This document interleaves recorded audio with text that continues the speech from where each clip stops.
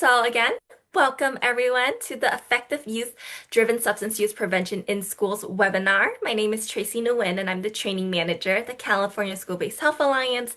I'm excited for you all to be here today and learn more from our presenters. Sorry about that. And so before we head into the content piece of our webinar, I want to make sure we're going through some general housekeeping slides. So let's just go ahead and dive right in. So before we start, I want to make sure we are thanking our funder. So we gratefully acknowledge the support of the California Department of Education Tobacco Use Prevention Education Program for this project, and the contents do not necessarily reflect the position or policy of the CDE. Moving on to some general housekeeping items. To respect the privacy of all participants, we do not allow AI note takers in our presentations. We will be recording this webinar and we will share a link to the video and the presentation slides in a few days. So if you have any questions at all, please put them in the Q&A tab located at the bottom of your Zoom menu bar, or you can also put it in the group chat as well. And then we will be answering your questions towards the end of this webinar during our dedicated Q&A time. And then here are our webinar agreements. You have seen this before. They are on the registration page, but we just wanted to make sure we are reiterating it and reminding folks. So first, please be present and ready to learn. Second, please communicate respectfully. And third, please contribute to a learning environment that strengthens our advocacy and allyship with young people. And so if you don't already know about the California School-Based Health Alliance, or CSHA, we are a statewide nonprofit organization dedicated to improving the health and academic success of children and youth by advancing health services in schools. So really, our work is based on two basic concepts. The first being that healthcare should be accessible and where kids are, and second, schools should have the services needed to ensure that poor health is not a barrier to learning. And so we really do this through capacity building, providing technical assistance, and also providing workshops and webinars like we are doing today. So if you're interested in learning more, there's the link in the group chat you can click on to find recordings, slides, and additional resources. And if your organization is not already a member of our organization, please consider joining us. There are certain perks like conference registration discounts, as well as tailored technical assistance to your organizational needs. So if you're interested, there is a QR code on the slide that you can scan, or there's the link inside the group chat as well. And so for today's objectives, by the end of the webinar, at least 80% of participants will be able to identify 3 youth-led strategies used in schools for peer-based substance use prevention. And also, at least 80% of participants will indicate that they feel confident applying harm reduction and trauma-informed approaches when addressing vaping and cannabis use with continuation school students. And so for today's webinar, we're going to focus on tobacco use prevention education best practices for engaging youth in meaningful, peer-led substance use prevention. It will also feature Sierra High School, which is a continuation high school, and its effective and replicable interventions. And so with that, I'd like to introduce Marina Quintanilla and Yesenia Ceballos as today's presenters. So Marina serves as the Advocacy and Strategic Partnerships Manager at CSHA. She leads efforts to build and sustain strategic relationships with policymakers, coalitions, and community stakeholders to advance school-based health policy. Marina also plays a key role in implementing CSHA's policy agenda, strengthening grassroots and youth advocacy, and also enhancing CSHA's statewide leadership through strategic partnerships and collaboration. Marina is also an alumni of the Solis Policy Institute in 2024, where she gained policy advocacy training. We also have here with us Yesenia Ceballos, who is the counselor for the health and wellness at Sierra High School in San Bernardino, bringing over 20 years of experience in diverse educational settings. She coordinates the on-campus wellness center and also helped develop the Olive Branch Resource Center, which ensures students and families have access to comprehensive and community-linked care. Yesenia also leads the Sunshine Crew, a peer mentoring program supported by a statewide grant awarded to just 8 schools statewide. Her leadership has earned Sierra High recognition as one of America's healthiest schools and brought her the 2022 ABCT Champion Award for Advocacy and Service to Historically Underserved Youth. And so with that, I'd like to go ahead and pass it over to Marina. Hello, hi, good morning, everyone. Buenos dias. Like Tracy shared, My name is Marina Quintanilla. My pronouns are she, her, and ella, and I'm the Advocacy and Strategic Partnerships Manager with the California School-Based Health Alliance. Today, I am joining from Los Angeles. It is a rainy morning. I feel like people don't know what's going on. We struggle when it rains. So there has been a lot of movement outside, and I apologize ahead of time if there's a lot of noise.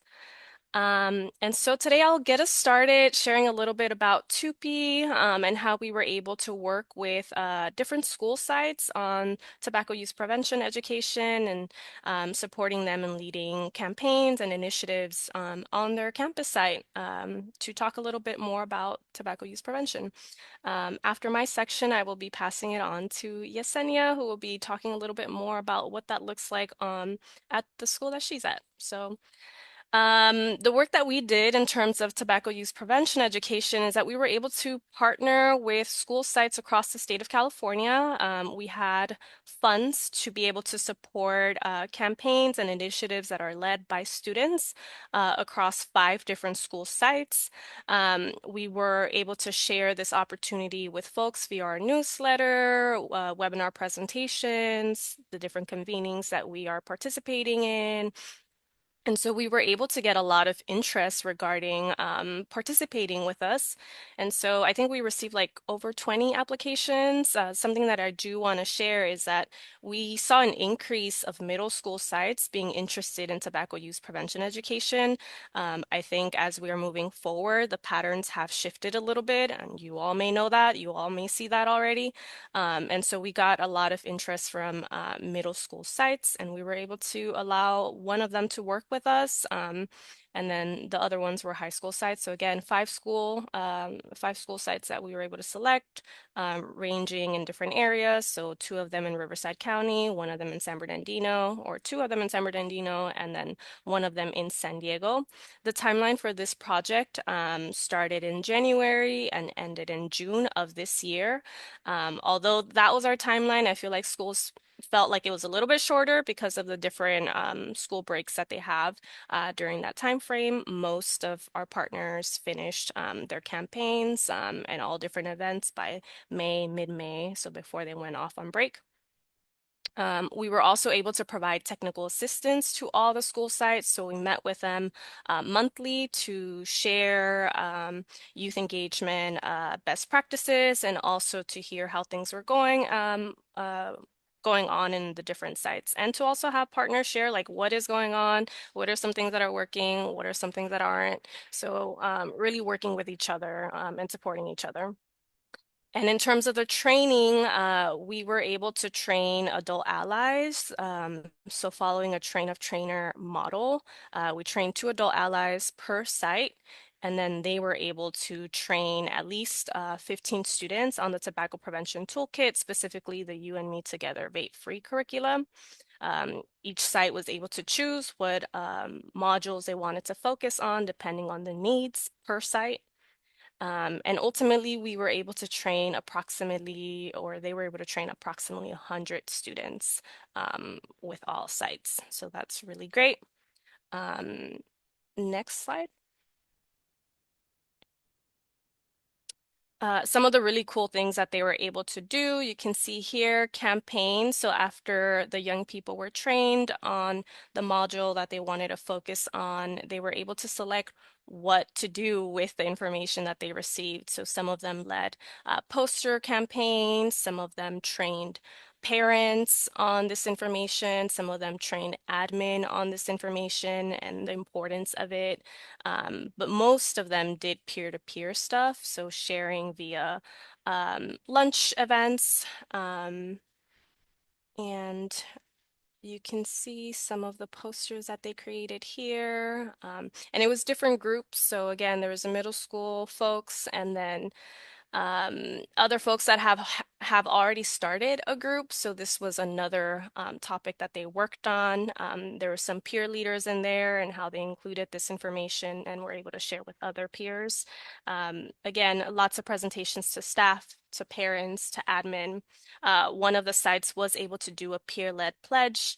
So at the end, or almost closing down the school year, they were able to lead a peer-led pledge that says, oh, like I won't be smoking for the summer, and then have it, in an engaging way, have food for students, and make sure that it was interactive for folks to see and participate.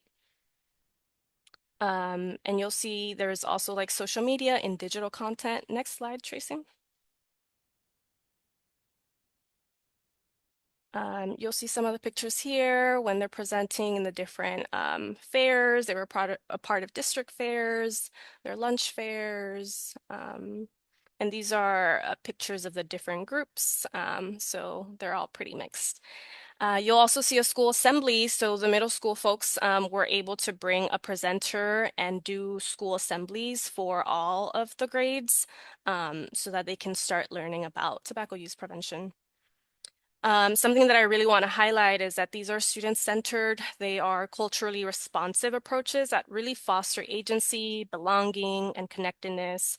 It is especially impactful for students who are often overlooked, but bring unique strengths and insights to the table. I also want to highlight that when schools support diverse youth voices and give them real platforms, it does lead to meaningful change and change in culture and student outcomes.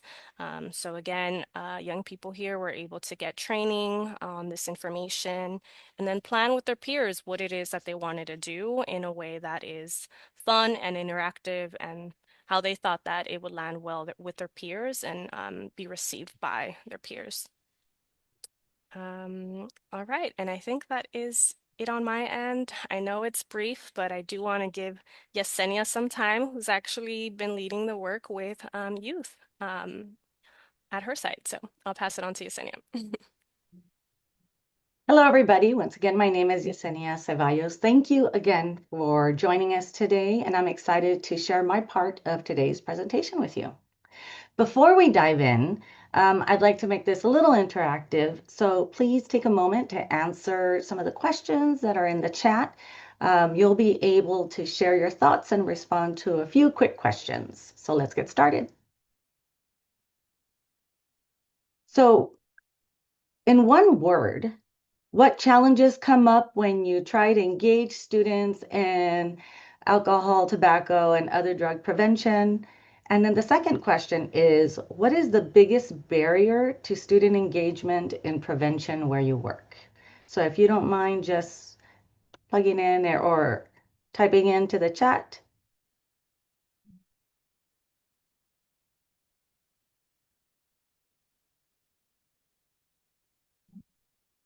Stigma, shame, apathy, disinterest. Sounds like we're all very frustrated with the same things.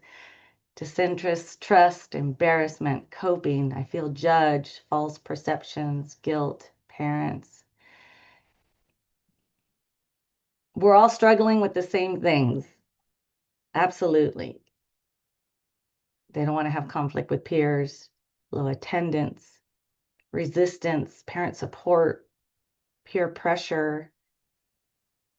Thank you for everybody's input. A lot of judgment and disinterest, the apathy, just talking about it, right? Thank you. Can I have the next slide, please? Thank you for everybody sharing your comments.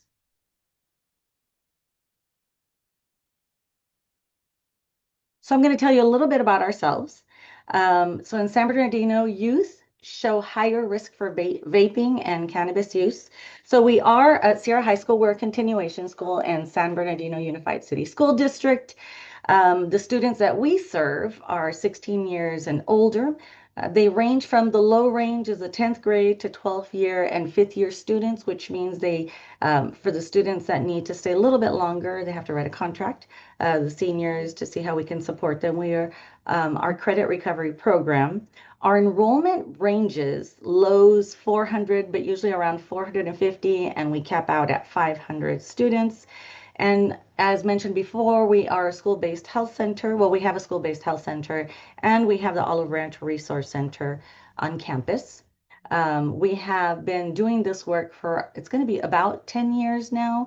We started the school-based health center, yes, around 10 years ago, and then the Olive Branch Resource Center, that's about 4 years old. The current recognitions that we have are America's Healthiest Schools. We started in 2023, our first recognition, 2024 and 2025. We're very proud of our counseling program. We're a ramp model, and they're actually re-ramping again this year for those of you that are counselors. And then we are also model continuation school. So as mentioned before, we live in an area where we have a high risk for our students that are vaping or using cannabis. I mean, many of the students may even use it at home. It's the way that they bond. It's a cultural thing too with them. It's normalized. 70% of our youth entering treatment in the county list cannabis as their primary substance. And continuation schools face unique challenges just because of the area that we're in, and it's so normalized. I mean, it's rough. Even on school campus, we catch them using even between breaks, and we're only in session for about 4 hours a day. We have two sessions, an AM and a PM session.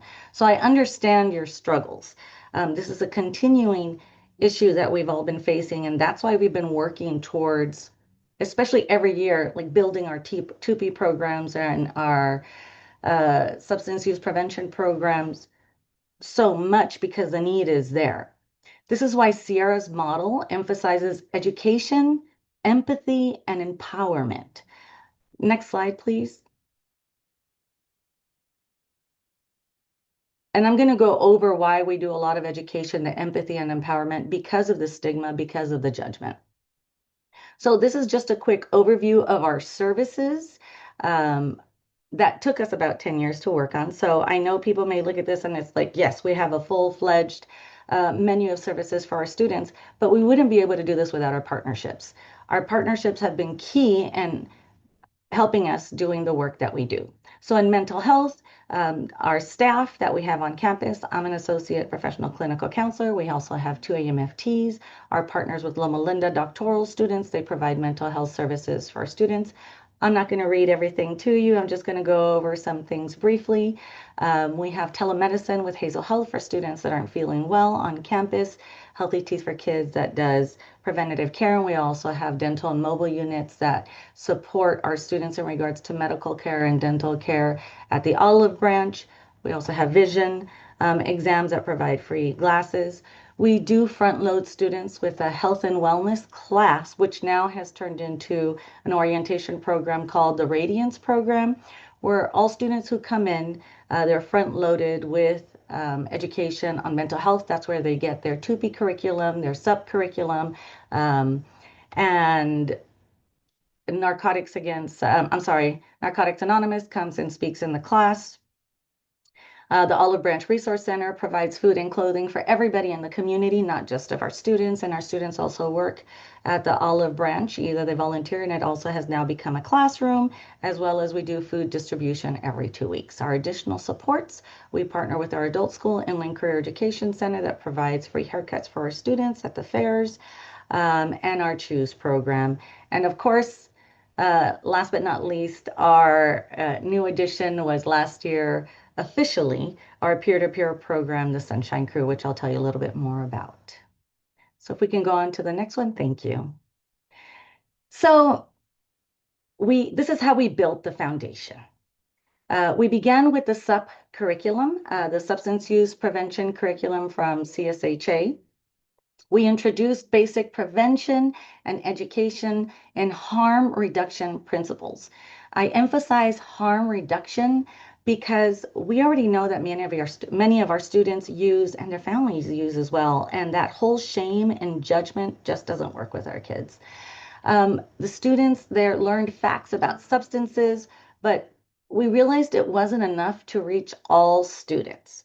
So our early insight is that we needed every student to receive prevention education, not just those who were caught using.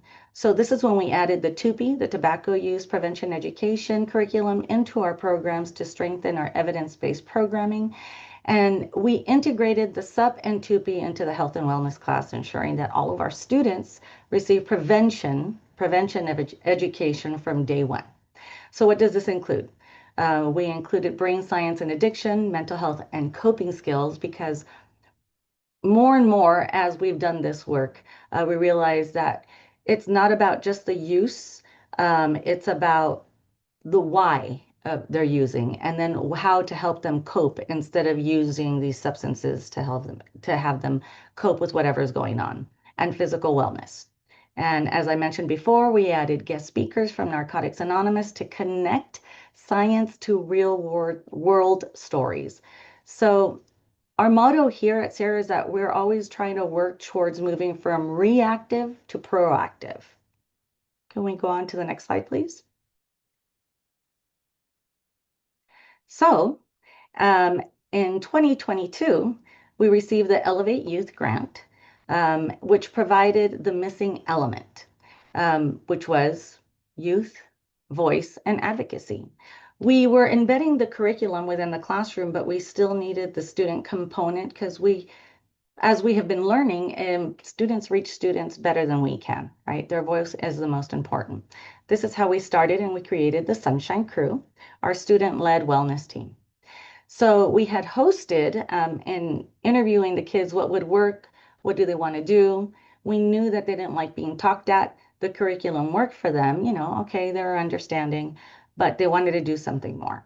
And in 2022, we hosted our first substance use prevention fair, which I'll speak a little bit more about. And these were and are peer-led booths, testimonials, and myth-busting games. So we try to make it educational, interactive, um, make it student-led.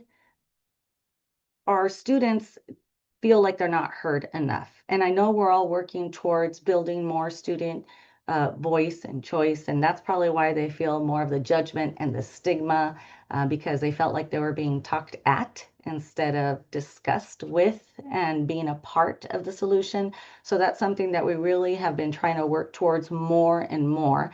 A lot of what I do, I base on student voice. I mean, at the end of the day, it's their life and it's affecting them, and they're actually ashamed about it and ashamed about the use too, as we had seen in the comments before.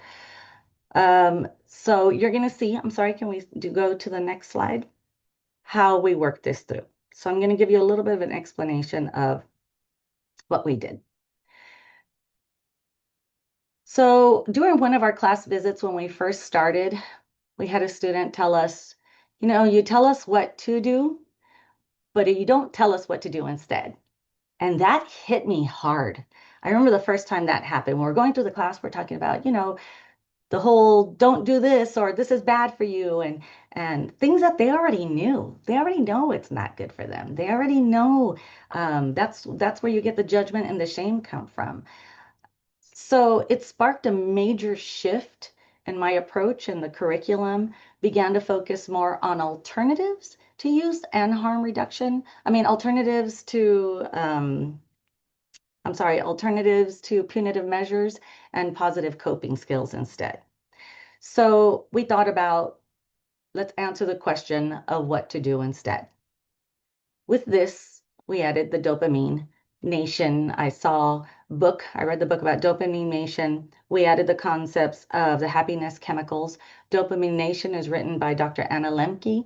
I had seen her at one of the conferences that I had gone to, and I kept that student in my head. You tell us what not to do, but you don't tell us what to do instead. We needed to add more brain science into the curriculum with Sunshine Crew and let them understand of the why of what they do.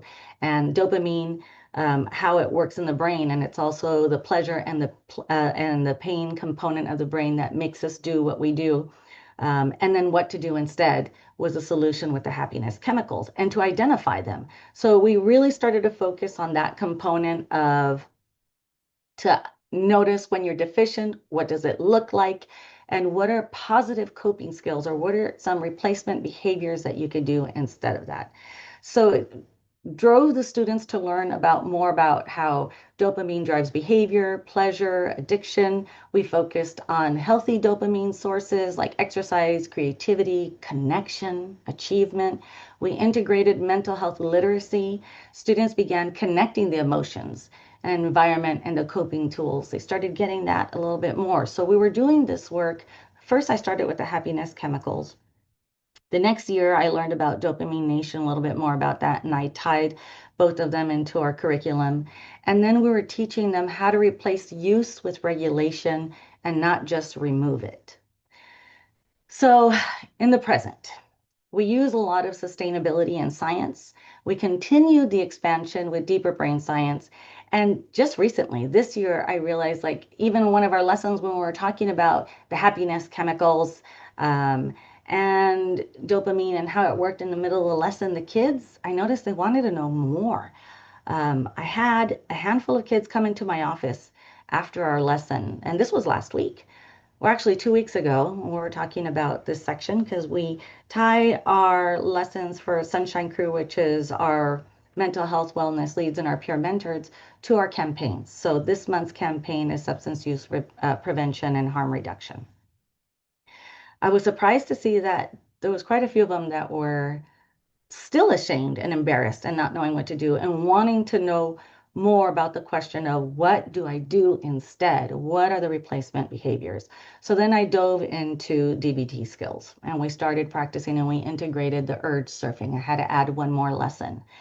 And it surprised me of how receptive they were. The kids actually were taking the tips into urge surfing with DBT is knowing what the peak is, understanding it, sitting with it. Those of you that know a little bit about DBT, it's more following the skills of riding the wave. And with the urge, really using the replacement behaviors of what to do instead, using sensory diet type practices of taking a walk, using mindful practices, um, understanding their triggers of like what their ding is, just like going when it's riding the wave is resisting that urge just a little bit, and then they understand that then it starts subsiding. Take the breath, notice.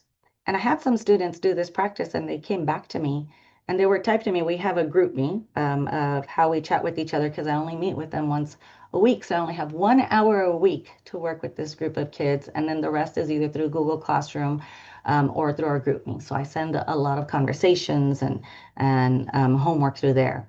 And I had kids speak to me saying, I gave up.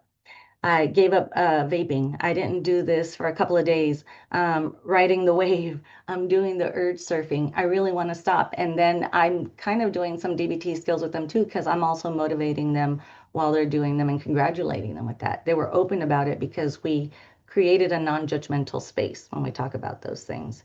Um, so just to say, every year I'm always adding a layer to our intervention, an ingredient to our supports for the kids because they're asking for it, because we've created a non-judgmental space and broke down the stigma, at least within the Sunshine Crew, of having these conversations with them and empowering them to be open to talk about this. This year, we also became part of the Healthy Futures program. So those are the students that do get caught. We're working with Stanford University where students go through a curriculum and they have to go through the lessons where it's individual of understanding the brain science, also as why they're using and understanding why they do what they do. We really try to enforce that more than anything. So it emphasizes on the continuation, consistency, and the connection. Sorry, go ahead to the next slide. So as a result of all the education, the campaigns that we were talking about, we have a substance use prevention fair that has proven to be actually a great way for the kids to break down the stigma more than what it was before, have the open conversations and connection, educate without being punitive or talking down to them, and then making them a part of the solution. So we're trying to integrate real student stories and harm reduction messaging. So it's geared to be the substance use prevention fair. I know it looks kind of fun. We try to make it fun because we realize that our kids are not going to go, they're continuation school kids or even high school kids. They don't want to just go to a table and then tell them stuff that they don't want to be talked at. So we try to make it fun, right? The kids think of activities. They use vision impairment glasses to do all activities to show their students of how their vision and their reaction times are impaired while they're under the influence of substances, but also trying to make it fun, build school climate. Students are encouraged to visit multiple booths. Each booth, there's an explanation of what the activity is. For example, if they're doing the DUI experience, they're telling them facts about what happens when you have so many drinks, how your vision and your reaction times are impaired, and then we have the students go through each one of the booths. The booths are thought of in the themes by each student. They're the ones who come up what they want to do. We treat it, like I said, like the fair experience. They get like a passport or a hole punch. They have to get at least, that's what you see in the middle, the picture of the Kona ice in order for them to earn a treat, because we want to encourage participation. Otherwise, they're just going to be staring at stuff. And we realize that this has been a great way to have this conversation where students speak to each other. We have the 2P table. They actually do get engaged. And every year, I feel like it's gotten better and better. So as you can see, our first year that we did the full-on fair was the 2023. We had last year's. We created the tickets, and then this year is coming up. We're having it actually next year. Next slide, please.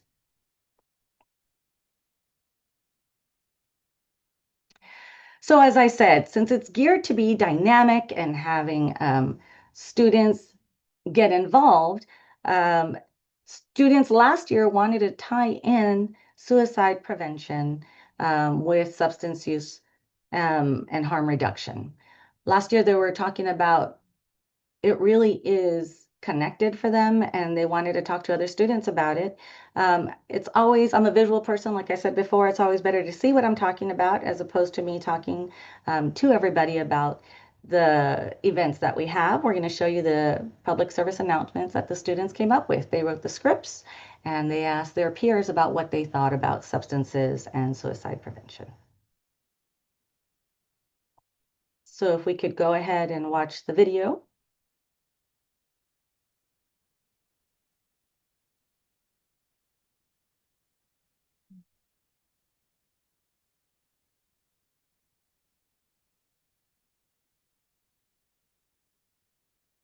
I'm not sure if everybody can hear it. I'm not able to hear it right there. Can anyone else hear it? No. Okay. No, I don't. Let me go ahead and stop and reshare screen. So please bear with us, everyone. Okay, let me try this again.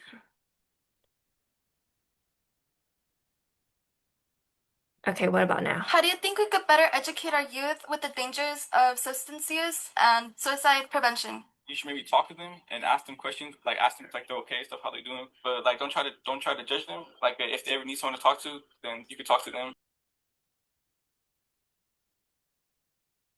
I think it paused. To make thoughts more repetitive, more than usual, and make those feelings of hopelessness and suicidal thoughts make it take over the mental process.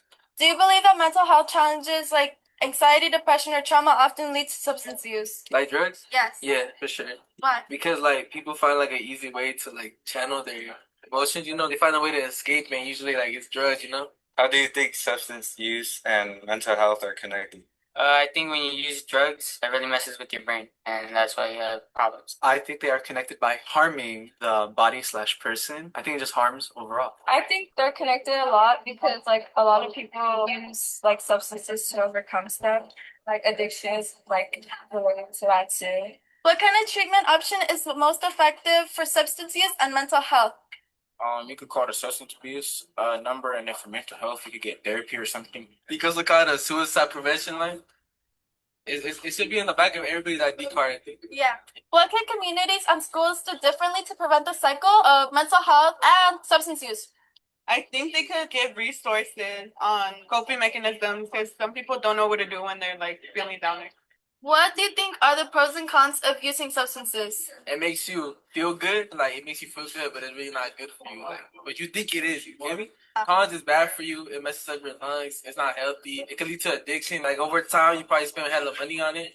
You know? How would you help someone struggling with drug addiction or self-harm? I'd ask them just to get therapy and get help because there's people that are professionals at listening to you and actually telling you what you need to hear. I'd probably get like a professional, then tell them they should go get help. Tell a trusted adult or like care for them. Yeah, maybe refers them to professional care or any kind of hotlines they could use. Thank you. No, thank you. I would have to just be more honest with them. Like, if you're in a bad situation right now and you keep on with whatever drugs you're on, it's gonna get worse. At that point, let me just help them out to remind them that there's things to live for. There's like if you have a dog, like They love you. Yeah. They want you around. What about your family members? How are they gonna feel if you kill yourself? Do you think people can recover in changing their ways or habits? Without changing, no, I do not believe so. Because if you don't try to change, the same things will just keep happening over and over and over again. That's what I believe, at least. What do you think are most people's thoughts of suicidal life? I think it has to do with a lot of outside factors. It could be like stress, or it could be like anxiety. I think sometimes it could also be the use of like drugs. I think sometimes when you're under like the influence of those kind of things, it can kind of mess with your head a little bit. What are things you turn to when you're stressed? I pray. I turn to my sisters because we're all like helping each other. Most of the time, I was just like go play some games online with my cousins, or I'll mess with my pets. My music, because it just brings me peace.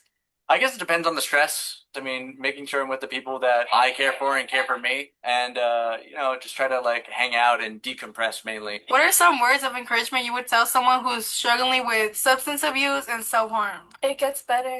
There's a lot more things in life that are better than drugs. Because if you just look for the things in life that are better, you won't have to turn to drugs and, be depressed because you're doing drugs. It's rough. And I don't think anybody will tell you otherwise. But no, it's also something you can get through. It's not easy, but with the people who care about you and the people who you love and they love you, they'll always be willing to help you out. And I think that's the most important part. Surround yourself with the people you love and the people who will try to take care of you. Okay, and that's the PSA. Next, we will show you what our substance use prevention fair looks like. That was last year's. And I will be answering questions in regards to what we use.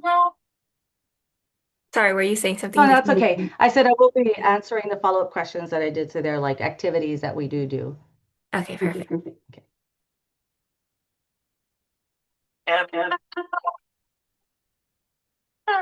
Baby, I'm performing, trying to rob myself with something. You just trying to get away, and life is not fair.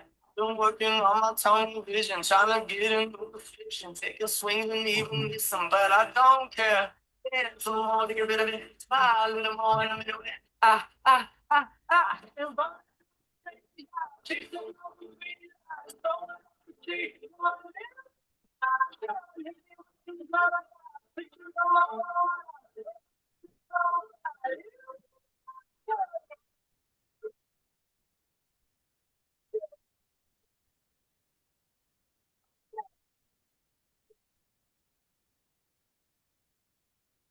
The sound's off for some reason, but you could visually see what we did. The sound is off. I didn't hear right. Yeah, you could see the video, but you can't hear the music, but that's fine. What's important for them is to see the... Oh gosh. Okay. Apologies for that, everyone. Let me continue. We have a couple seconds of the video. Sunshine. That's just a quick overview. Okay. Thank you, everybody. And thank you for understanding the technical challenges sometimes. We all go through that sometimes. Okay, so let's talk about the key components of the program and what we do, and then our ultimate activity, but our education is ongoing, is our fair. So our universal prevention is our SUP and TUPE, which is integrated into required classes, and which is the health and wellness curriculum for all students that enter Sierra. Just like a quick tidbit, we have new students that come in and graduate every 6 weeks sometimes, but we do get a new set of students that come in from other schools. So we want to make sure that all students receive that foundational information. We have targeted interventions such as the Healthy Futures Reflection Program for active users, and the individual and group counseling and harm reduction and trauma-informed care. So as I mentioned before, we do have supports for student as an individual therapy, DBT group therapy, and then Sunshine Crew, I teach a lot of psycho ed every time that we meet. So that's almost like a large group setting. And then of course, our Sunshine Crew, which is our youth leaders and advocates, ambassadors, peer mentors, are the ones who do a lot of the work in the heavy lifting, and our peer-led campaigns that really help us move our message forward and social media outreach. So what works? We don't have to move yet, sorry. It's what works with our kids is real and it's relatable. science-based. We don't use scare tactics. We have real talk. We talk about the tough stuff. If they're talking about their own personal usage, because we have Sunshine Crew users that use, right? It's not punitive. So when I'm teaching the lessons to the students, we talk about it. We say, okay, what is it hard about it? We make it a non-judgmental space. What have been your struggles? What else can we do to support you? We use a trauma-informed approach, and we recognize the use as a coping, a negative coping reason that they're doing that, not a moral failure. The students are heard. I'm really big about listening to the students and making them feel listened and making it a safe space for them, not punished. And the prevention happens through number one, connection. Connection is huge, and trust. A lot of our kids don't trust anybody. So who are they going to talk to? They become more vulnerable, and we have more of these conversations when they do feel seen, heard, and really felt, right? They believe in the authenticity, and we don't talk at them, we talk with them. Okay, if we can go on to the next slide, please. So of course there's challenges, right? Our challenges that we had before, we had a program called YASP. We did try it with Loma Linda University, which was one of our main partners. Some things don't work sometimes, right? We integrated it with students who we found that were caught using. This is before we were using the SUP and the TUPE within the classrooms as systemically as we were doing right now. So the YASP didn't work. Parents weren't participating. They were sending the kids, we were getting them after the fact. We were being, like I said, reactive instead of proactive. And we really, because of this, I made it a point to try to be as proactive as possible and really using the harm reduction lens. Of course, we want the substance use prevention, but I really emphasize a harm reduction component to it. So there was very limited success. We tried it, we piloted it for almost a year, 6 months to a year, and it just, every time it was just getting worse and worse. So that didn't work for us. So that's why we had to like stop and think about what else we're going to do. Like I said, the punitive models didn't resonate with our kids, nor with many of the parents. You know, they just didn't know what to do either. Either the parents are like, whatever, we use anyway, because we'd have parents drop kids off with the car smelling like smoke themselves, or they just didn't have the time, they don't want to deal with it, or they didn't know what to do in regards to helping their child, period. They wanted us to do the stuff, so we were kind of stuck. So we really, like I said, the lens has been trauma-informed, student-driven approach with a harm reduction lens as well. Next slide, please. So this has been, just so you know what it looks like, our flow summary and what it's, everything that I've talked about all encapsulated in one. So year one, we started with SUP, with foundation. Actually, I think this was around COVID that we started this, or a little bit before COVID when we started the substance use prevention education. This includes the opioid education. That's when we were just starting our health and wellness class at that time. Year two, we started integrating more things. We knew that one thing wasn't enough. Our kids needed to get front-loaded with even more science-based education. That was with the TUPE. We integrated that, our health and wellness, and our Narcotics Anonymous speakers. Year three, we were privileged with starting Sunshine Crew through the Elevate Youth Grant and really had a focus with youth advocacy and youth voice. And we started the Sunshine Crew then, which has started our first prevention fair. Year four, I added more of the brain science, which was the happiness chemicals, dopamine nation. And then this year I added the urge mapping, healthy futures, and then we continue the campaigns because we found success with that. I know that was a lot to listen to all at once. Thank you for listening. If you have any questions, I'm more than happy to go ahead and get into more detail in regards to what we do, how we do it, what activities we choose, and how they're chosen. We can go on to the last slide. And like I said, thank you again. In regards to the presentation point, I did see a lot of questions that I thought deserved answering, so I wanted to be able to give you time to expand on that. Awesome. So thank you so much, Yesenia. I'm going to go ahead and stop screen sharing here. Again, apologies everyone for all the tech difficulties, but thank you so much for still hanging on. We have plenty of time for questions now. I know questions were rolling in from the beginning. We still have questions coming in right now. Yes, please keep them up. Please put them in the group chat. Please put them in the Q&A tab, whichever one you're comfortable with. I'm just going to start from the very top from what we were able to capture in terms of question.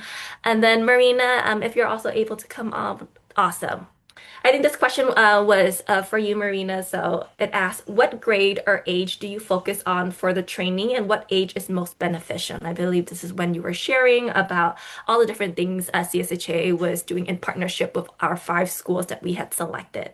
So just curious to hear a little bit more about that. Yeah, we mostly work with high school age students, and that's because the curricula that we do have, I think there's a question in the chat. So the substance use prevention curricula was designed for high school age students, but because for this specific project, we were working on the Stanford Tobacco Toolkit. As some of you may know, it has other, so like elementary, high school, middle school. So we were able to work with a middle school and be able to have them use the middle school modules under the Stanford Tobacco Toolkit one. Perfect. Thank you so much, Marina. Our next question, I think it might be a question for you, Marina, also could be a question for you, Yesenia. So it asks, who are the students involved in these programs and how do they come to be a part of these programs? I can share a little bit for the 5 school sites that we were working with. It just depends on the groups that have been created or the group of young people that might be interested that adult allies have seen. They're like, oh, this is a potential group that we might want to train so that they're able to support with this work. I know for Hesperia High School, we worked on another project last year, and so that they created a group for substance use prevention using the CSHA curricula and Elevate funds and focus on like youth advocacy and alternatives to discipline. And so they had this established group that they had just recruited to do that work. And they're like, now we want them to continue doing work on tobacco use prevention. I know Granite Hills High School was working with peer leaders. So that was their main group that they were working with. And then the middle school, I believe they were working with a PE class. So they noticed that a lot of youth were having issues with vaping. And so they're like, we're going to get this group trained so that they understand what it is that is going on. So yeah, it just depends on the school site, who is the adult ally, when can they train and meet with the group. But Yesenia, go ahead. I think you have a different perspective too. Well, I'm trying to look at all the questions and thinking if I'll let Tracy because I'm like, oh, I have an answer for this, this, and that. Thank you, everybody, for your interest. I know it looks like we're all struggling and working towards the same thing to support our youth, right? So initially we worked on, like I said, what wasn't working, the kids that were getting caught, right? So for the curriculum, we were first approached with SUP because that's how it all started, really. I don't know if you remember, Marina, with the substance use prevention program. We were just approached. Who do you want to do? And we said, we got to put this in a class or see who we could find. First, it was the kids that were caught. It wasn't working. We didn't have a group yet. We didn't have an opportunity to build a club. Like I said, we're a continuation school. We had kids that come in and out. We had to try to figure it out of who was interested. We just started recruiting kids about who's interested in supporting and being a youth leader on campus. I banked on the relationships that I had as a counselor with kids just to begin with. We started the first year just with 15 kids. Now, between the AM and PM, I have about 70 kids on the roster, 60 attending once a week. So it takes time to build the relationship. So we started with honestly 3 and then it went to 5. They invited their friends. We did snacks. We made it a place to where it's almost like psycho ed, small group type model. So that was my initial approach with that. And then with the SUP, we integrated it with the class because we thought that that's what we were going to do the best bang for the buck. And like I said, that's when we said, you know what, let's create a whole class with this. And we were integrating the TUPE with that as well. And then, so there's the main curriculum, like the SUP and the TUPE that the kids get in the Radiance Academy, which was the health and wellness class before. And then like yesterday, we just had our trainer of trainer with the kids, a concentrated training for the kids in Sunshine Crew. But now we have like a larger group of Sunshine Crew. I think I answered the question right there. Yes, awesome. Thank you so much, Yesenia. We have lots of questions here, I so I'm see. I want to get to all of them. right, so I'm gonna do my best to All condense right. them. I think there was quite a few questions about the curricula that has been in use, right? So we talk a lot about the SUP curriculum, substance use prevention.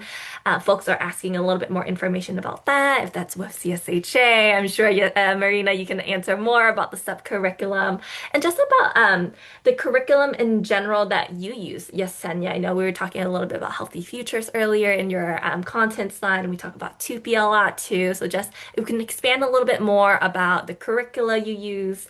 Well, go ahead. Go ahead. I'm sorry. I was interrupting you. Go ahead, Tracy. What were you saying? No, I was just saying, like, if you all could share a little bit more about the curricula you all use so that folks know what is it that they can look out for and if it's a free resource available to them as well. Yes, it's all free. So the 2B and the SUP, well, that's CSHA and Stanford, right? The Stanford and Healthy Futures, like I said, that's already integrated. The other things that I added, like when I saw questions in regards to Dopamine Nation, I don't use the book. I did read the book myself. What I do realize that I use in class is that there is a YouTube video. It's free. I could share it with, I could give you guys a packet or whatever I use. You guys could use it as you see fit. It's with Dr. Emma Lemke. She does a 20-minute explanation. It's actually pretty good. They've integrated that now into the Radiance class because when I showed it this time with the students, because we talk about it, the visual part of what it looks like in different type of addictions, because we don't talk just about 2B, like tobacco use or opioid use. We talk about addiction, period, that could be anything to phones, food, too much exercise, too much one thing, too much excess of anything and why we do it and what it does to our brain and to our body. That's actually how it helps normalize and take away the stigma of not just tobacco.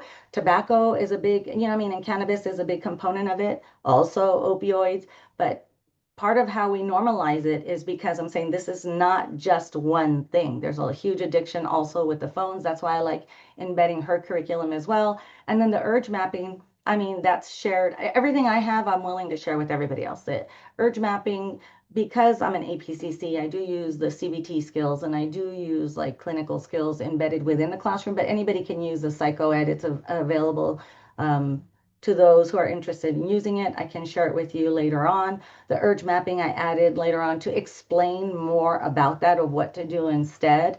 I have an oldie but goodie sensory tool, the sensory diet tool that I use to the kids of like alternative methods of use. The happiness chemicals, what you saw there in the presentation, I just compiled everything that I already knew, but I added more examples so kids knew what other coping skills to do instead. So with the sensory diet, it's what you can do if you're visually appealing, like with coping skills, if it's water, if it's eating, if it's walking, if it's exercising, if it's touch, smell, sight, sound, everything that you could do with that, to try to just put as many coping mechanisms in the students' toolbox as possible.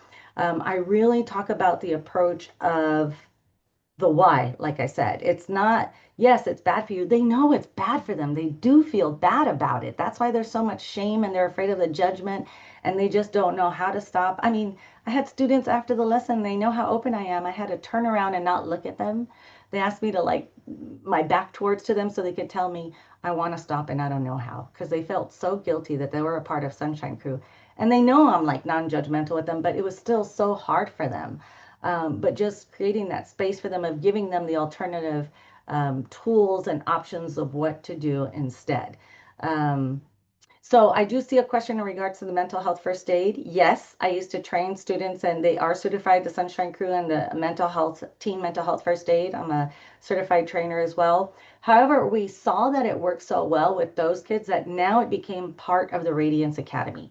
So I'm really proud to say that this year, not only does Sunshine Crew get the teen mental health first aid training, now every student that comes into Sierra High School It's just part of the curriculum. So it's TUPE, it's SUP, it's the Teen Mental Health First Aiders. They all get certified now when they leave. So we're really, like I said, working on the proactive approach as opposed to the reactive. And I do got to give a lot of credit. I think maybe one of our head counselors is here listening, Dr. Costin. She was one of the main creators for the Radiance Academy and two proactive teachers that believed in the work. It was the teachers that were doing the health and wellness class and the college career class, and they integrated in one as an orientation class to make sure that the students did get the foundational skills. Because we were seeing that it was working, right? It was working already with Sunshine Crew. It was already working with the health and wellness class. It just needed to be a program, and they worked so hard to create it. And it's just like the best place to give the foundation for the kids. Now that I have kids in Sunshine Crew, I think that's part of the success of why I have so many now, because since it's a concentrated class, where they're getting this information, they want to know more and they want to be a part of the movement now. Were there any incentives? Sorry, go ahead. I'll let you. I'm reading the questions and I shouldn't. You go ahead, Tracy. I'll let you do your Yes, part. lots of great questions, but I do want to make space for Marina. Is there anything you want to add about the sub curriculum from CSHA, Marina? Yeah, the subcurricula is what Yesenia kept referencing as how they started. So it's a substance use prevention one. We have a PDF file of like 200 something pages of different like health topics for the youth health worker curricula, which is free. It can be found in our website. And then substance use prevention is only one module, a part of the youth health worker curricula. Something that Yesenia also used was the alternatives to discipline, which can be found in that same curricula, and then the Youth Advocacy 101. So those are the ones that CSHA has worked on, has on our website, and then with that, 2P is separate. So using the Stanford Tobacco Toolkit. And so the sites that I shared about earlier, those all were trained in the Stanford Tobacco Toolkit. But because we've been working with Yesenia and the Sunshine Crew for many years now, we've seen them kind of progress and use both. And something that I do want to highlight is that we share the curricula and it tells folks like how to go about sharing this information, but it is ultimately up to the group who is implementing the curricula, right? Like, what do you want to add based on the needs of the students? What do we want to remove because we don't really see that? And Yesenia has shared this over and over, right? Like bringing different groups because the curricula alone is not enough. So how do you bring different perspectives, different guests into the groups that you're already engaging? Curricula is a great way to start, but what are other ways to include community-specific needs and your student needs into the information you're sharing with them? And also, like substance use prevention is very stigmatized. So how do you include other things that are important to students as well? So like suicide prevention, mental health. So finding the intersections of substance use. We know that it's not an issue that we should be looking at by itself, right? So what are other things that are impacting students and how do you incorporate that information in the curricula so that there is higher buy-in? Thank you, Marina. And while we're talking about curricula, I know there's like two new questions that pop into the group chat. So before we move away from the whole curricula question, there's some folks who are interested. Does it include sexual health and brain science in your curricula, or is that separate, or is that Well, in the something maybe for Radiance the Academy future? and the health and wellness class, we talk about healthy relationships, and part of healthy relationships is sexual health as well. So it covers, that class doesn't only cover, there's like a week of only substance use prevention education, correct, and harm reduction. There's another week on healthy relationships, which includes sexual health as well. There's another part of mental health, just basic skills in mental health. What is mental health? What does it look like? What are they get? Um, they have a lesson with Loma Linda University doctors that come in and talk about ADAP, Adolescent Depression Awareness Program from Johns Hopkins University. I mean, it's a class that has different modules to different things. So like I said, it's a foundational thing. With the brain science curriculum in regards to Sunshine Crew, I I pick the curricula that I'm going to do. I do a lot of psycho ed depending on the campaign I'm going to do for that module, for that block. So our blocks are 6 weeks, right? So I started our curricula. I put together what, for example, we talk about non-judgmental listening, active listening, the frontal lobe of the brain, you know, how it even works, the fear component, the FFF response. Right now, I talk about, when we talk about the happiness chemicals, like urge mapping, that's part of that's the brain science of what is it. We talk about coping skills, we talk about negative coping skills, it's all tied in. I've put together different components, like I said, of CBT skills. And the curricula, of course, the basis is the SUP, the TUPE that's held within the class, the trainer of trainers, and then we add in our components of what we see fit depending on what our campus is or what our youth needs at the moment. Like I said, last year I didn't have the urge mapping. I added it this year because we're seeing a lot more use with addiction, period, and I just broadened it to all addiction when it comes to that, just to help with the conversation of normalizing what is usage, right? People think addiction is only substances, but different things were substances. Yes, thank you so much, Yesenia. Um, let's move on to some boost related, your health fair related questions, because I did see a couple about those as well. So someone had asked, what would be some interactive activities for the booth on vaping? And while we're on the same topic of like the booth and health fair stuff, someone else was also curious, where did you get access to these supplies? And did the folks for the community come on campus to lead these activities, or did the youth lead them with others, right? So quite a variety of questions. Happy to repeat them as needed. Yeah, supplies. We all know we work in education. Some of the stuff comes out of our pocket at first. But it's easy supplies. For example, let's talk about the lung. The lung, I don't know if you saw in the videos, there was a balloon. Red balloons don't cost anything. It was a straw. We got the ideas. Like the kids research. What can you use? Like what shows facts of impact of lung? Straws there. I gave them a choice like right now. Do you want to do deep breathing? Do you want to hold your breath? Do you want to blow a balloon for the lung to show impact? It like blow a balloon by itself and now do it through a straw. If you're vaping, if you're smoking, that's going to impact the use of, your lungs. Another thing is races, blowing through a straw with a cotton ball across the table. Things like that are activities that they do, like races with each other. With the lungs also, I don't know if you guys have the 2B training, like they did the trainer of trainers, they have the tabling kits, so then they get to show visuals of how much tar something has, or even the facts. One of the tables shows how many chemicals or like a canister. The kids were surprised yesterday, and I always love to see their surprise of they're like, oh shoot, I didn't know there was 360 cigarettes, the equivalent of nicotine, in a canister of vape, right? That like threw them off a lot. That they walked away shocked with that. So like those kind of facts they do. So we mix the facts with the activities. That's mostly of like how to impact their lungs, like either holding the breath, but the balloons have worked well for us, and also like the races with the counting balls. I asked the kids again, they want to go back to blowing the balloons like they're racing with that one. Um, Partners, I do reach out to Friday Night Live as well to see if they'll come. Sometimes they're able to bring the tricycles on campus, or if you saw in the video, the kids have like, because they have the expensive visual like goggles, impairment goggles. Those are like $150 per pair. What I've done is the other goggles that you guys have seen, they're like 20 bucks for a pack of 12. So I've just bought them myself, or I've ordered it. This year I actually ordered it through the school because we're going to have more booths this year. So that's low cost. Another activity of visual impairment is like beach balls. A pack of 12 beach balls is 10 bucks through Amazon. So we've purchased some things that it's low cost, low effort kind of a things. The incentives, it's helped with sometimes with like it's small grant money. We've bought, we've done gift cards, $15 gift cards sometimes. But as we all know, budgets get tougher each and every time. So that's why last year we resorted to, instead of the gift cards that we used to do, like in a raffle, if you finished all of them, because we don't know how long we're going to have that stuff, is we had Kona Ice. So Kona Ice, there's budget when they can buy, instead of food for everybody, sometimes you just buy one of those, and for 400 students, I think it costs like 800 bucks for Kona Ice to come to get their snow cone, and they love the whole event.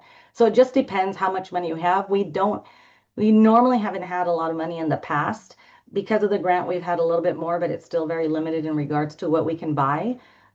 So as long as it's something, and when we had nothing at all, we used to ask staff to donate a gift card or something like that, so that way we can put into the raffle.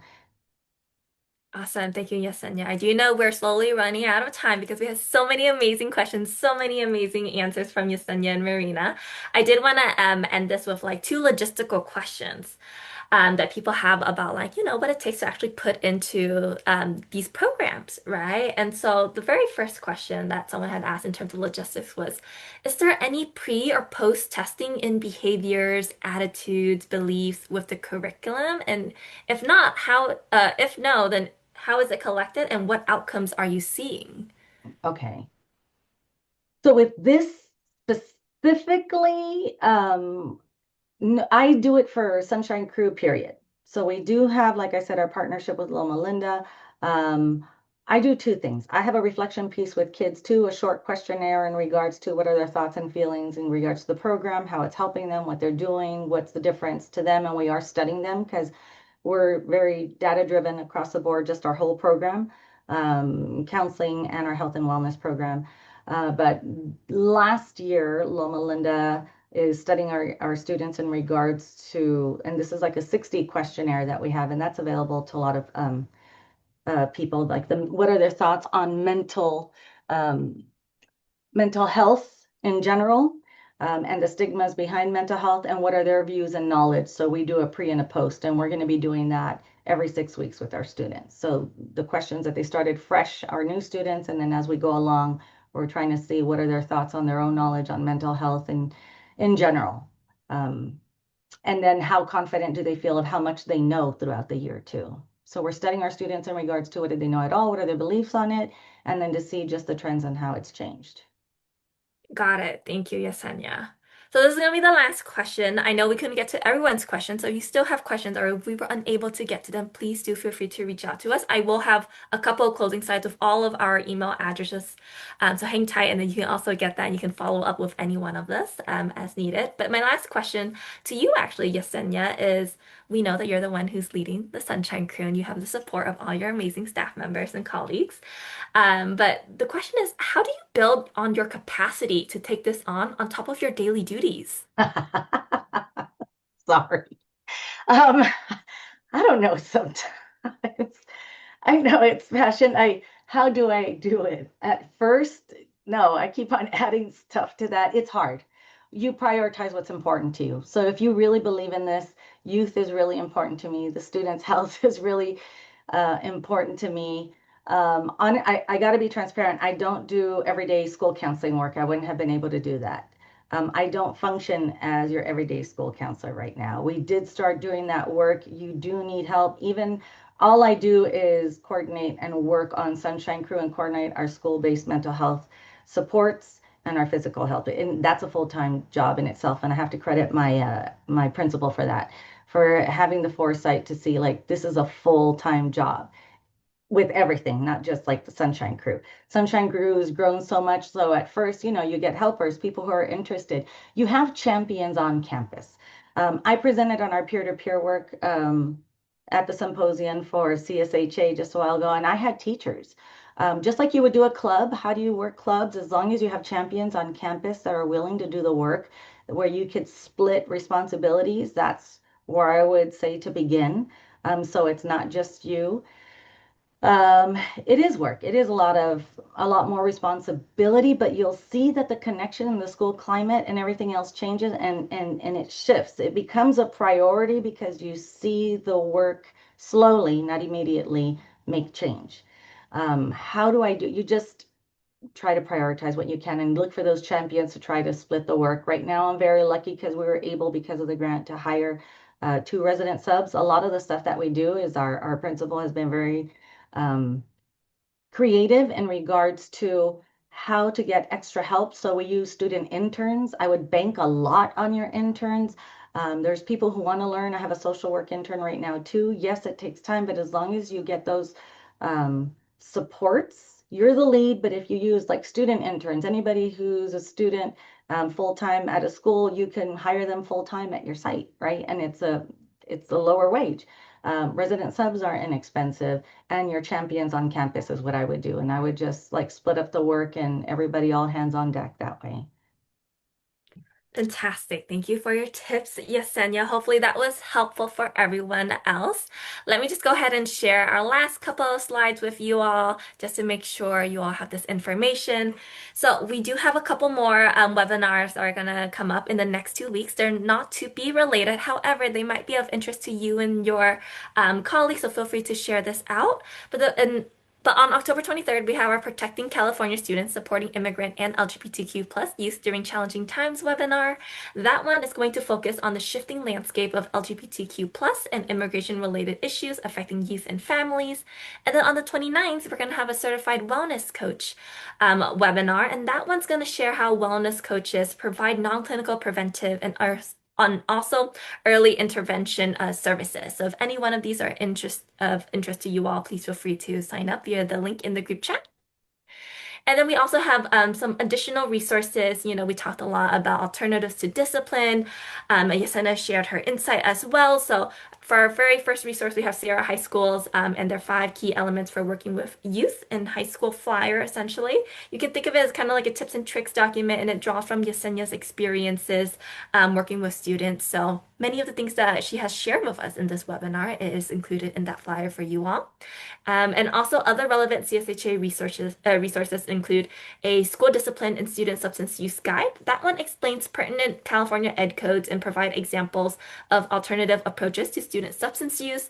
And we also have an alternative to discipline brief. And that one makes a case for alternatives to suspension and how to implement an alternative response.